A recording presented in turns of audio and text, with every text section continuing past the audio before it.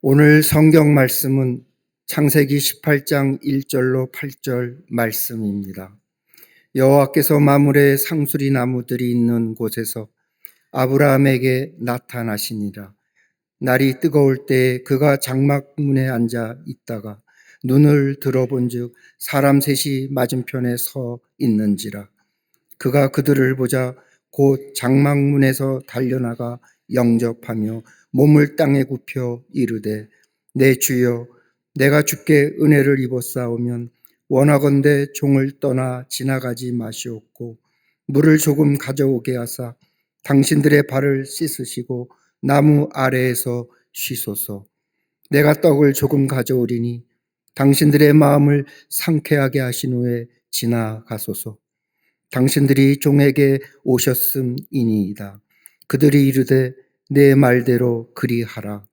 아브라함이 급히 장막으로 가서 사라에게 이르되 속히 고운 가루 세 스아를 가져다가 반죽하여 떡을 만들라 하고, 아브라함이 또 가축대에 있는 곳으로 달려가서 기름지고 좋은 송아지를 잡아 하인에게 주니 그가 급히 요리한지라. 아브라함이 엉긴 젖과 우유와 하인이 요리한 송아지를 가져다가 그들 앞에 차려놓고 나무 아래 모셔 섬에 그들이 먹으니라. 아멘.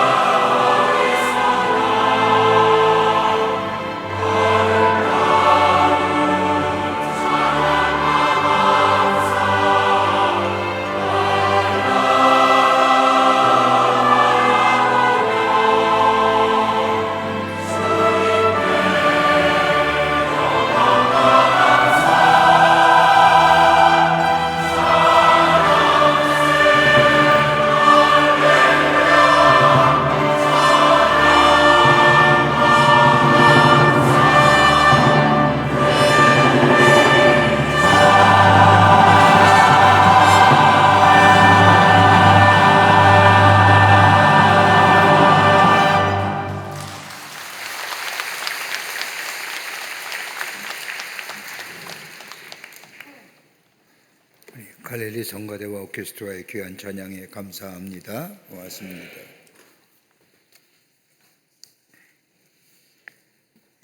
우리네 삶 나름대로 소원과 바램들을 가지고 살아갑니다.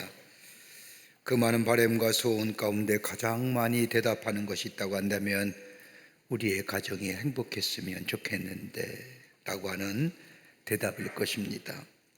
그런데 정작 행복한 가정이 무엇입니까? 라고 물어보면 딱히 대답을 못하고 머뭇거립니다. 행복한 가정을 정의한다면 여러 가지로 정의할 수 있겠지만 쉽게 말하자면 아마 이런 것이 아닐까요? 집에 들어가고픈 가정이 행복한 가정입니다. 딱 한 사람만 아멘 했습니다.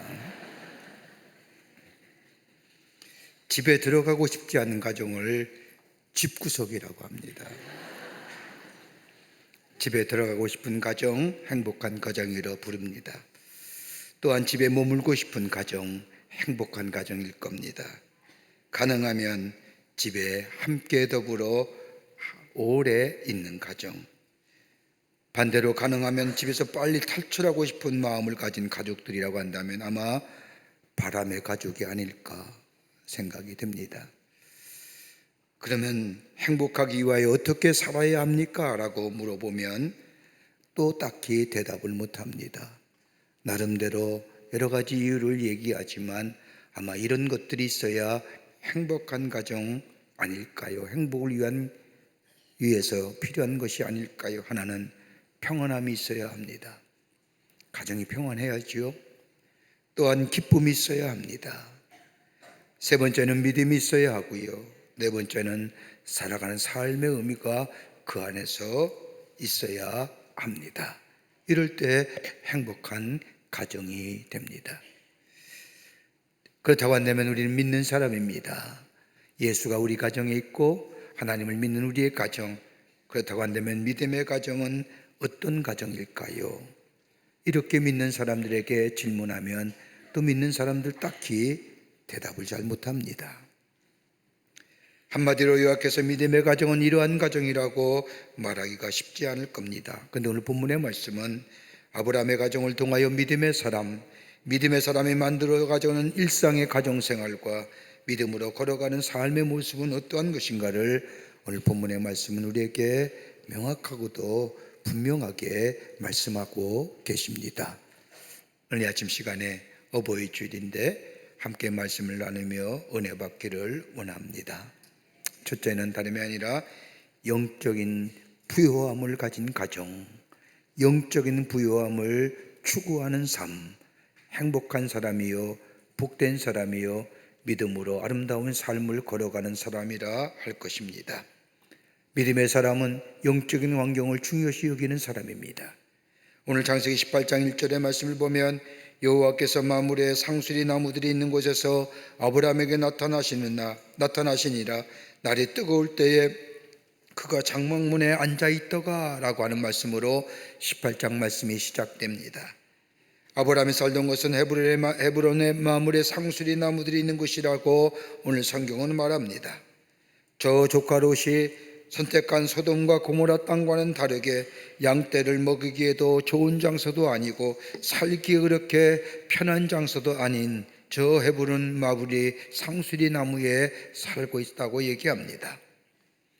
창세기 13장의 말씀을 보면 아브라함이 원래 이곳에 살다가 조카 롯의 목자들과 아브라함의 목자들이 목줄 들고 싸우자 이 아브라함이 조카 롯을 데리고 산 언덕에 올라갑니다. 그 말씀이 창세기 13장 8절 말씀에 기록되어 있습니다. 우리는 한 친족이라 너나 나나 내 목자나 내 목자나 서로 다투게 하지 말자고 얘기하며 이 아브라함이 롯에게 말합니다. 내 앞에 온 땅이 있는데 나를 떠나 내가 좌하면 나는 우하고 내가 우하면 내가 좌하리라라고 말합니다. 한번 생각해 보십시오.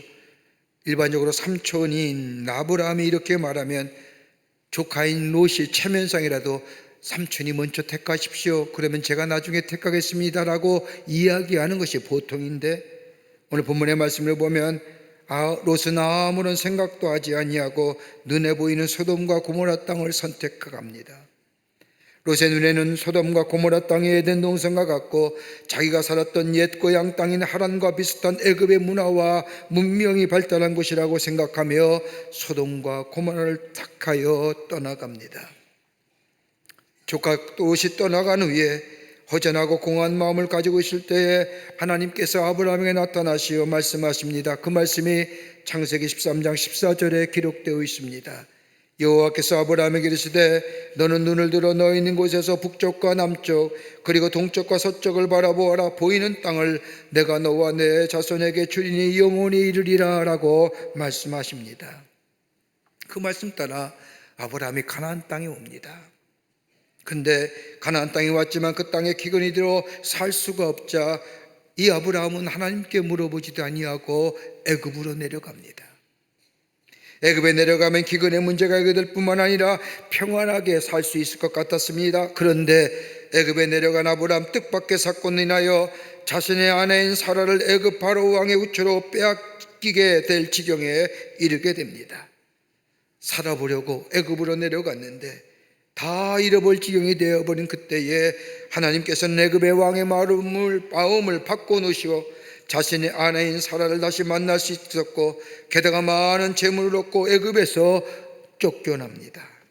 그리고 애굽에서 쫓겨난 아브라함은 하란을 떠나 처음으로 도착하여 하나님 앞에 제사드렸던 가나안 땅, 오늘 본문에 나온 헤브론의 마무리 상술이 남아있는 곳에 터를 잡습니다. 오늘 본문에 나오는 것처럼 마무리 상수리 나무에 털을 잡고 있을 때 하나님께서 나타나시어 너는 눈을 들어 너 있는 곳에서 동서남북을 바라보아라. 보이는 땅을 내가 내 자손에게 주리니 영원히 이르리라 라고 말씀하실 때 아브라함은 생각합니다. 아하, 축복이라는 것 좋은 땅에만 있는 것이 아니구나. 문화와 문명이 발달한 저 애굽이라고 해서 비옥한 소돔과 고모라 땅이라고 해서 거기에 축복이 있는 것이 아니라 축복은 하나님께 있다는 것을 아브라함은 깨닫게 됩니다. 약속하신 걸 지키시는 하나님을 믿고 아브라함은 오늘 본문에 나오는 헤브론의 마무리 상수리 나무 아래 터를 잡고 살게 된 겁니다. 근데 아브라함이 이 헤브론의 마무리의 상수리 나무 아래를 택한 이유가 있습니다. 헤브론이란 말은 교제하다, 친교하다는 뜻입니다. 이건 족장들의 무대 및 막겔라 굴이 있는 것이기도 하고 메시아의 왕권이 시작된 도시로 영적으로 의미 있는 지역이기도 합니다. 하나님과 교제하며 하나님과 친교한다고 하는 의미가 이것의 의미입니다. 마무리라는 말은 확고하다는 뜻입니다. 강하다는 뜻입니다. 그리고 상수리 나무는 성경에 나타난 상수리 나무는 하나님의 보호하심을 상징하는 나무인데 이 나무는 오래 살고 견고한 나무입니다.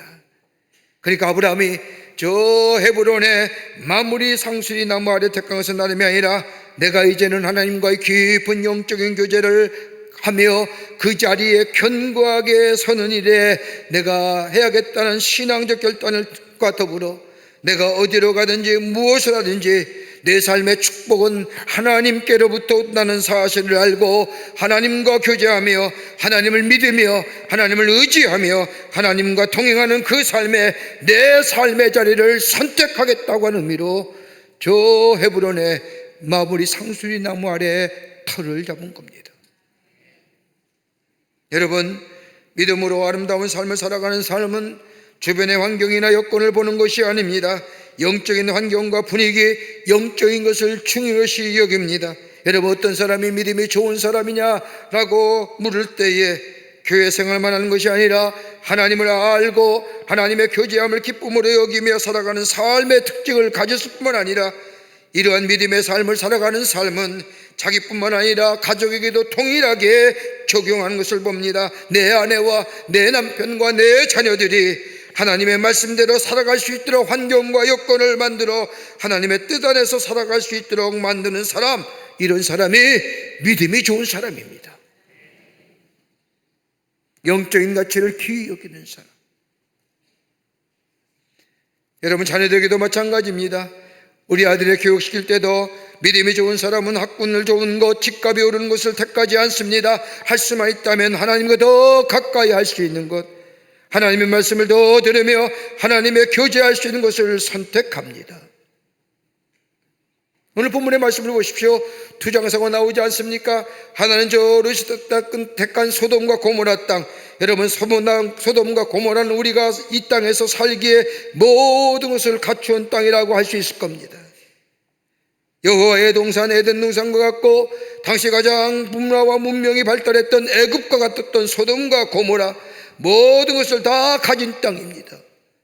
그러나 저 헤브론의 마무리 상수리 나무의 터의 땅은 있는 것이 없는 척박한 땅입니다. 그러나 소돔과 고모라는 있는 것이 빼앗겨져 가는 것이라고 말한다고 한다면, 헤브론의 마무리 상수리 나무 아래는 하나님의 역사를 이루어가는, 하나님의 복을 누리는 장소가 된 것을 보게 됩니다. 그렇다고 한다면 지금 우리의 삶의 자리는 어디입니까? 하나님과의 관계에서 내가 영향을 받을 수 있고 하나님의 은혜 앞에서 우리가 드러나며 하나님 앞에 나아갈 수 있는 환경과 만남의 생활 습관을 가지고 이것을 귀히 여기는 삶, 그 인생이 믿음으로 걸어가는 아름다운 삶을 살아가는 삶이요, 더 나아가 가정이 되는 줄 믿습니다. 영적인 환경이 중요해요. 저 척박한 땅, 저 마무리 상수리 나무에 따라도 하나님과 교제하며 하나님을 믿으며 하나님의 은혜를 감사하며 살아가는 삶, 그 삶이 저 다 가진 것 같은 소돔과 고모라 땅이라 할지라도 그건 빼앗겨지는 땅이에요. 저 척박한 땅이지만 하나님이 함께 하실 때에 그 땅은 얻어지는 땅이요, 복된 땅이요, 축복의 땅인 줄 믿습니다. 하나님과 가까이 할 수 있는 땅. 두 번째로 섬김의 삶을 살아가는 겁니다. 섬김의 삶입니다. 믿음으로 걸어가는 아름다운 삶의 모습은 섬김의 삶을 살아가는 사람입니다. 여러분, 창세기 18장 2절 말씀을 보십시오. 눈에 보러 본즉 사람 셋이 맞은편에 서 있는지라 그가 그들을 보자 곧 장막문에서 달려나가 영접하여 몸을 땅에 굽혀라고 하는 말씀입니다. 헤브론 마무리 상수나무 아래 있던 아브라함이 눈을 들어 바라보는데 맞은편에 세 사람이 서 있는 것을 보았습니다. 그때에 아브라함은 보자마자 뛰어나가 엎드려 절하면서 영접하고 자신의 집을 초대합니다. 이 일에 대하여 히브리서 13장 1절과 2절의 말씀에는 형제사랑을 계속하고 손님 대접하기를 잊지 말라, 이로써 부지 중에 천사들을 대접한 이들이 있었느니라 라고 하며 아브라함의 했던 행위를 이야기합니다. 아브라함이 그저 뜨거운 때약 끝에 길 가는 나그네를 대접했는데 나중에 알고 보니 하나님과 천사들이었다는 것을 알게 되고 이것을 통하여 하나님의 축복을 누리게 되었다는 겁니다. 아브라함이 천사를 대접하는 것은 다름이 아니라 섬겼다는 것을 말합니다. 여러분, 섬김이 섬김되려고 하면 몇 가지가 그 속에 담겨져야만이 섬김이 섬김의 일이 됩니다. 하나는 뭐냐? 은혜의식이 있을 때에 섬기게 됩니다. 내가 살아온 삶, 아니 지금 내가 살고 있는 삶이 하나님의 은혜 가운데 살아간다고 하는 사람, 다른 사람을 섬길 수 있습니다. 다 하나님의 은혜라고 생각하며 사는 사람이 섬길 수 있다는 겁니다. 그러나 내가 노력하고 수단과 방법을 통하여 내 삶을 이루었고 내가 노력해서 여기까지 왔다고 생각하는 사람은 결코 단연코 섬기지 못합니다. 내 안에 은혜의식이 있을 때에 하나님이 주셨습니다. 하나님의 은혜입니다. 모든 것이 하나님의 은혜라고 고백하는 자가 다른 사람을 섬기게 됩니다. 또 하나 있다고 한다면 주신 이가 하나님이라고 하는 믿음의 고백이 있는 사람이 섬길 수 있습니다. 하나님께로부터 왔다는 것을 믿음으로 고백하는 사람, 내가 가지고 있는 것, 내가 알고 있는 것, 내가 가지고 있는 생명, 물질, 건강, 이 모든 것이 하나님이 내게 주신 것이요 거저 받은 것이라고 하는 믿음의 고백이 우리 가운데 있게 될 때에 그런 사람이 다른 사람을 섬길 수 있습니다. 내가 노력해서 벌었고 내가 운동해서 이만큼 건강하고 내가 관리 잘해서 지금의 생명을 유지한다고 내가라고 하는 말이 들어가는 사람 결코 섬기지 못합니다. 내가 주어진 것들 비록 내가 노력과 수고는 했지만 하나님이 주시지 않았더라면 내게 없을 것이라고 생각하며 사는 사람, 다 하나님의 은혜로 주신 것이라고 고백하며 사는 사람, 이런 사람이 섬길 수 있습니다. 또 하나 있습니다. 사람 사랑할 줄 아는 사람이 다른 사람을 섬길 수 있습니다. 주의 말씀에 순종하여 사람을 사랑하는 자가 다른 사람을 섬길 수 있습니다. 사람보다 재물이나 건강이나 명예나 이것에 관심 있는 사람 결코 섬기지 못합니다. 섬김은요, 사람에게만 있어질 때에 그 섬김이 아름다운 섬김이 됩니다. 여러분, 마태복음 8장의 말씀을 보십시오. 예수님께서 백부장을 향하여 이스라엘 중에 이만한 아무에게서도 이만한 믿음을 보지 못하였느라고 칭찬하시는 장면이 나옵니다. 이스라엘 중에서도 이만한 믿음을 만나보지 못하였도다라고 하는 말씀, 저 유대인에게 한 것이 아니라, 저 제사장에게 한 것이 아니라 이방인이요 로마의 제국주의를 앞장서 지킨 사람이요, 그런데 이 사람을 향하여 이스라엘 통틀어도 아무리 찾아봐도 이만한 사람의 믿음을 만나보지 못했다고 칭찬합니다. 이렇게 칭찬받은 이유가 어디 있을까요? 마태복음 8장 6절의 말씀을 보면 로마의 백부장이 예수님께 나온 이유를 이렇게 설명합니다. 주여, 내 하인이 중풍병으로 집에 누워 괴로워하나이다 라고 말합니다. 여러분, 백부장의 입장에서 보면 저 예수라는 사람, 저 촌땡네인 나사렛 출신의 사람이요, 자기가 메시아라고 하며 사람들을 선동하며 다니는 사람이요, 로마 입장에서 보면 그렇게 탐탁하게 보지 못하는 사람, 이 선입견이 로마의 백부장에 있음에도 불구하고 예수님 앞에 나온 것은 다름이 아니라 자신의 하인이 중풍병으로 고생하는 것이 너무나 안타까워 예수님 앞에 나와 고쳐달라는 겁니다. 여러분, 당시의 노예나 하인은 사람이 아닙니다. 물건입니다. 죽으면 내다버리고 저 다른 하인을 데려오거나 아니면 돈을 주고 사면 됩니다. 근데 백부장은 그리하지 않았습니다. 하인의 생명을 소중히 여겼습니다. 사람을 사랑했습니다. 그러기에 백부장은 저 예수라고 하는 처음 보는 젊은 청년 앞에 나와 내 하인의 병을 고쳐달라고 얘기한 겁니다. 여러분, 예수님이 이 땅에 오신 목적이 뭘까요? 우리를 구원하시기 오셨어요. 그런데 구원하시기 전에 뭐라고 얘기해? 하나님이 세상을 이처럼 사랑하사, 우리를 사랑하시기 위해 하늘의 보좌를 버리시고 인간의 몸을 입으시고 이 땅에 오셔서 우리를 구원하셨어요. 구원의 가장 큰 목적은 뭐예요? 우리를 사랑하시기에. 그러기에 백부장이, 저 로마의 제국주의업자인 백부장이 자기 하인의 하인이 중풍병이 걸린 것을 안타까워 저 처음 보는 예수, 저 로마의 입장에서 보면 탐탁지 않게 보이는 그 젊은 청년 예수 앞에 나와 내 하인이 병으로 죽게 되었으니 고쳐달라고. 사람 사랑하는 마음. 예수님이 이 땅에 오신 목적과 하인이 예수 앞에 나와서 자신의 하인의 병을 고쳐달라는 것, 사람 사랑할 줄 아는 목적이 똑같기에 예수님은 그 믿음을 보시고 내가 이스라엘 가운데 이만한 믿음을 만나보지 못하였느라고 칭찬하시며 그 하인의 병을 고쳐주셨다는 거예요. 여러분, 사람 사랑할 줄 아는 자가 섬길 수 있는 겁니다. 오늘 본문의 말씀을 보면 상수리 나무에 있는 나무가 있는 그곳에 뜨거운 떼약 아래 서 있는 세 사람을 아브라함이 보았습니다. 이렇게 기록한 것은 아브라함이 보았다는 것은 의도와 목적을 가지고 보았다는 겁니다. 여러분, 섬김에 있어서 가장 중요한 것이 있다고 한다면 자기가 섬길 수 있는 사람을 눈을 들어 보는 겁니다. 내가 섬길 수 있는 사람, 내 눈높이에, 내가 할 수 있는 곳에. 오늘 아브라함 보십시오. 18장 3절의 말씀을 보면 원하건대 종을 떠나 지나가지 마시옵고, 여기서 지나가지 마시옵고라고 말은 지나쳐 가지 말라는 겁니다. 그냥 지나쳐 가지 말라는 겁니다. 저들을 붙잡았습니다. 그리고 쫓아가서 최대한의 예의를 가지고 몸을 땅에 굽혀 저들을 영접했습니다. 이때 아브라함 나이 몇 살이에요? 99세입니다. 그런데 오늘 성경 말씀을 보면 아브라함은 혼자 섬기지 않았습니다. 가족과 함께 다 함께 섬겼습니다. 자신의 불로 초대하여 물을 준비하여 발을 씻게 한 후에 떡과 고기를 대접할 때 아브라함은 자신의 아내인 사라에게 떡을 구우라고 얘기하며 기름지고 좋은 송아지를 잡아 종에게 주며 요리를 하라고 했으며 젖과 우유를 준비하며 대접했습니다. 온 식구가 함께 진심을 다해 섬겼습니다. 그뿐 아닙니다.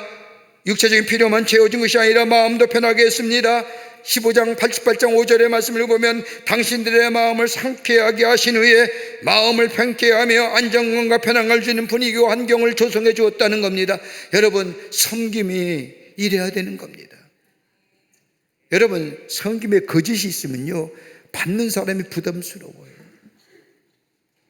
여러분, 사람만큼 예민한 동물이 어디 있을까요?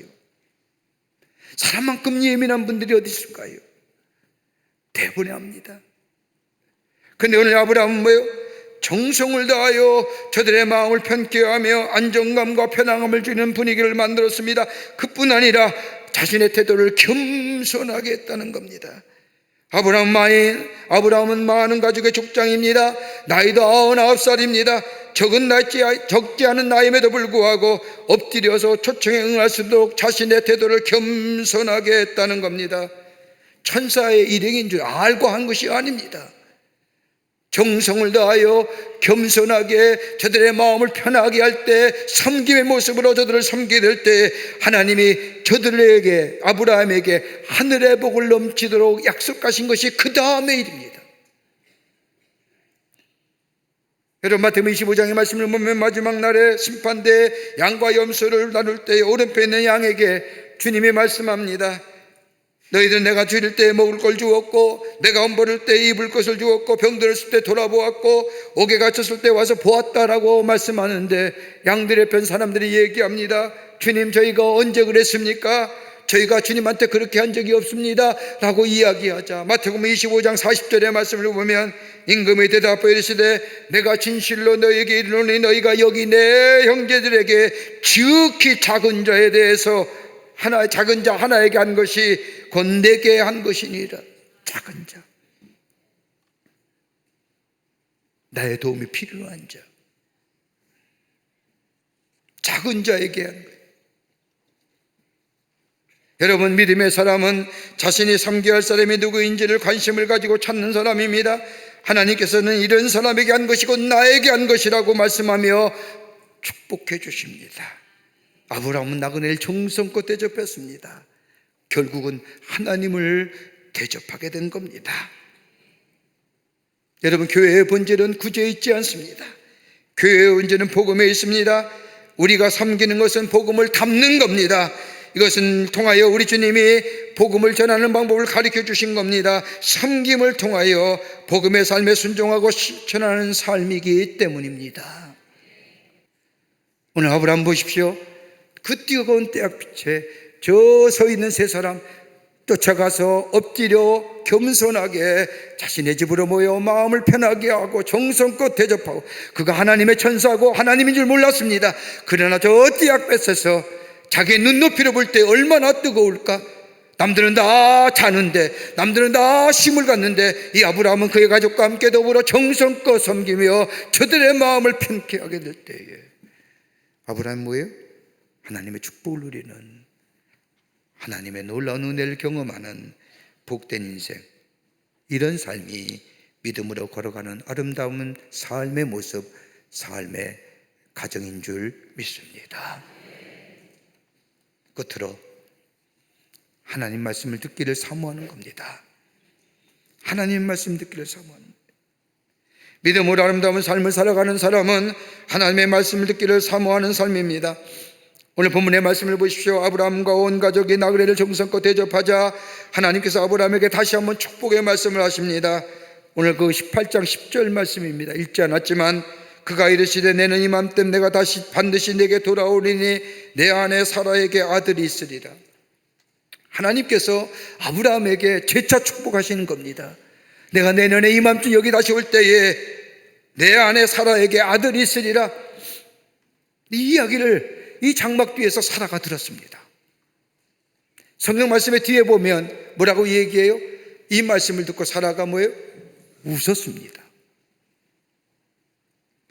여러분, 사라는 하나님께 하시는 약속의 말씀을 온전히 믿지는 못했지만 하나님께서 하신 말씀을 마음에 두고 있었습니다. 그러기에 뭐예요? 반응이 뭐예요? 핏이 굳은 겁니다. 약속의 말씀을 믿지 못했지만 하나님이 하신 말씀을 마음에 두었습니다. 믿고 싶지만 현실적으로 온전한 믿음이 없어 의심하면서 생각했습니다. 그게 바로 창세기 18장 11절에 나오는 말씀입니다. 아브라함과 사라는 나이가 많이 늙었고 사라에게는 여성의 생리가 끊어졌는지라 사라가 속으로 웃고 이르되 내가 노쇠하였고 내 주인도 늙었으니 내게 무슨 즐거움이 있으리요. 사라가 이렇게 얘기하면 다름이 아니라 자신의 경험과 지식과 상식과 한계 속에 하나님의 말씀 그게 어떻게 가능한 얘기야. 여러분, 기독교의 신앙은 합리적이고 논리적이고 이성적이지만 여러분, 이것을 넘어서서 초자연적인 하나님의 능력이 함께 있음을 믿습니다. 합리적이고 이성적인 논리적이지만 그 안에 초자연적인 하나님의 능력이 담아 있습니다. 여러분은 그러기에 기독교를 가리켜 자연의 종교를 하지 아니하고 계시라의 종교라고 하는 이유가 여기 있습니다. 근데 오늘 살아보십시오. 자신의 생각과 자신의 논리와 자신의 이성과 합리 속에 꽉 갇혀 있죠. 하나님의 약속의 말씀을 믿지 못하는 겁니다. 그런 분 많이 계시죠. 하나님은 역사의 주인공이시요 천지를 지으신 분이요 하나님은 죽은 자도 살리신 이요 저 못하실 일 없는 우리 하나님, 그 하나님을 우리가 매일매일 고백하며 말씀하며 전하지만은 정녕 내 삶의 그 문제가 딱 다칠 때는 뭐예요? 내 이성과 내 논리와 내 합리성으로 하나님의 역사, 하나님의 하실 일을 딱 막아버리는 거예요. 그게 뭐예요? 기적이 아니라.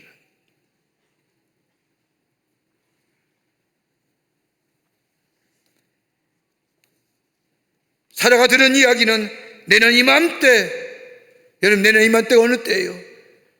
89년 동안이나 죽은 것 같이 살아왔던 자신의 삶, 89년 동안 아무리 기다려도 자기 퇴 아무런 일이 일어나지 않았던, 그러게 내 오랜 경험과 내 상식과 다른 사람의 예를 통해서는 이런 일이 일어날 수 없어 라고 하나님을 믿기 밑에 하나님의 약속의 말씀을 내가 믿지 못하기에 뭐예요? 그 소리는 피식 온 겁니다. 그런데 창세기 17장의 말씀을 보세요. 아브라함에도 동일하게 하신 말씀이 나옵니다. 아브라함이 하나님께 하나님 우리에게 자식을 주신다는 것 참으로 감사한 일입니다. 그런데 새로운 자식이 아니라 이미 내게 주신 저 이스마엘만이라도 하나님 앞에서 살도록 잘 해주시면 좋겠습니다. 이스마엘이 누구의 할가가 사이에 있는 아들이에요. 그때 하나님은 단호하게 아브라함 뭐라고 얘기해요? 아니다. 창세기 17장의 말씀을 보면 하나님은 내가라고 하는 내가라고 하는 말씀이 무려 14번이나 반복하여 나옵니다. 여러분, 히브리어에서는요 문법상 주어를 쓸 수 없습니다. 주어가 없어요. 동사에 접두사나 접비제를 붙여서 주어가 무엇인가를 알게 하는데, 여기에서 창세기 17장의 말씀을 보면 내가라고 하는 단어, 아나라고 하는 단어가 무려 14번이 나옵니다. 내가 하니라, 내가 하니라, 내가 하니라. 이걸 가리켜서 뭐라고 얘기해요? 엘사다이라고 하는, 전능하신 하나님. 하나님은 창조주가 되시고 죽은 자도 살리시고 낮추기도 하시고 높이시기도 하시며 전능하신 하나님께 하지 못할 일 없다는 것. 사람은 하지 못하지만 내가 한다는 겁니다. 그러기 아니라는 겁니다. 내가 너에게 자녀 줄 거야.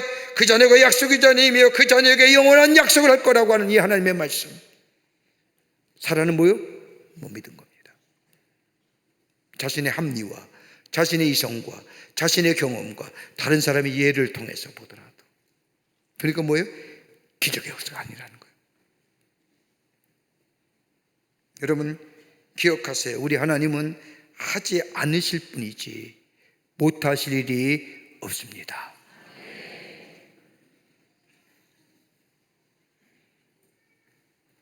우리의 구원, 여러분 어떻게 받았을까요? 우리의 구원, 내가 구원받을 만한 사람입니까? 그러나 우리를 구원해 주셨습니다. 여러분 우리가 죄인이에요. 내가 죄가 지어서 죄인이 아니라 죄인이게 죄짓을 받을 수밖에 없는 우리의 삶, 그런데 그 하나님께서 우리를 구원해 주셨습니다. 우리의 구원이 여러분 생각해 보십시오. 얼마나 놀라운 일입니까? 하나님은 하실 수가 있다는 사실, 하나님은 모든 것을 가능케 하시는 하나님이란 그 믿음 우리가 받아들이고 그 말씀을 사모하며 믿게 될 때에 내 합리적이고 내 이성적이고 내 판단을 넘어서서 세상의 이야기를 넘어서서 하나님이 말씀하시기에 엘사다이, 하나님이 말씀하시기에 그 말씀을 내가 나의 말씀으로 받아들일 때 거기에 기적의 역사가 일어납니다. 두려워하지 말라, 내가 너와 함께함이라, 놀라지 말라, 나는 내 하나님이 되며. 예, 믿습니다. 우리 하나님이 나의 하나님 되심을 믿습니다. 내 안에 두려움과 염려가 사라질 줄 믿습니다. 왜요? 우리 하나님이 나와 함께 하시기에. 그럴 때 우리 마음속에 평안함이 넘쳐납니다. 내 영혼아, 내가 어찌하여 불안하며 두려워하느냐? 너는 하나님께 소망을 두라. 예, 믿습니다. 제가 하나님께 소망을 둡니다 라고 고백하는 자에게 하나님 우리에게 평강을 허락하여 주십니다. 그 말씀을 사모하는 겁니다. 거기에 하나님의 놀라운 역사가 일어납니다.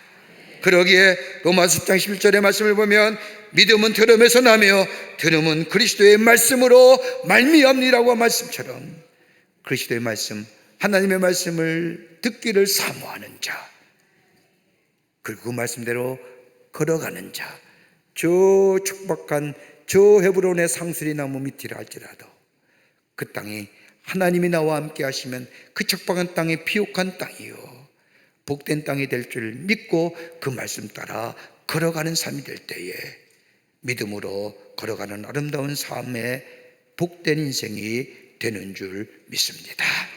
이런 믿음으로 걸어가시는 저와 여러분 되시기를 주의 이름으로 축원합니다. 하나님 감사합니다. 저희도 주께서 사랑해 주셔서 하나님의 자녀 삼으심에 감사합니다. 우리의 삶 하나님의 은혜로 하나님의 축복으로 여기까지 오게 됨을 주님 앞에 고백합니다. 우리의 삶 하나님만 의지하며 주님과 동행하는 삶 되게 하여 주시며 주의 은혜 안에서 거하는 삶 되게 하시며 말씀을 사모하는 삶 되게 하여 주셔서 삼김의 삶을 통하여 놀라운 하나님의 은혜를 증거할 뿐만 아니라 우리의 삶 속에 더 넘치는 하나님의 약속의 성취를 누리며 살아가는 저희들로 주께서 삼아 주시옵소서. 성령이 도우실 줄 믿으며 예수님의 이름으로 기도하옵나이다. 아멘. 지금은 우리 주 예수 그리스도의 크신 은혜와 하나님 아버지의 한량없으신 사랑하심과 성령님의 인도하심과 교통하심이 거룩한 주의 날 주의 전을로와 마음과 정성을 모아 하나님 앞에 예배하며 주신 말씀 마음에 새기고 말씀과 믿음 안에서 아름다운 삶의 여정을 걸어가기로 새롭게 결단하고 저 세상을 향하여 걸음 옮긴 우리 모든 광림의 권속들과 영상을 통하여 예배에 참여한 모든 이들 위해 주께서 지금으로부터 영원토록 함께 하시기를 간절히 축원하옵나이다. 아멘.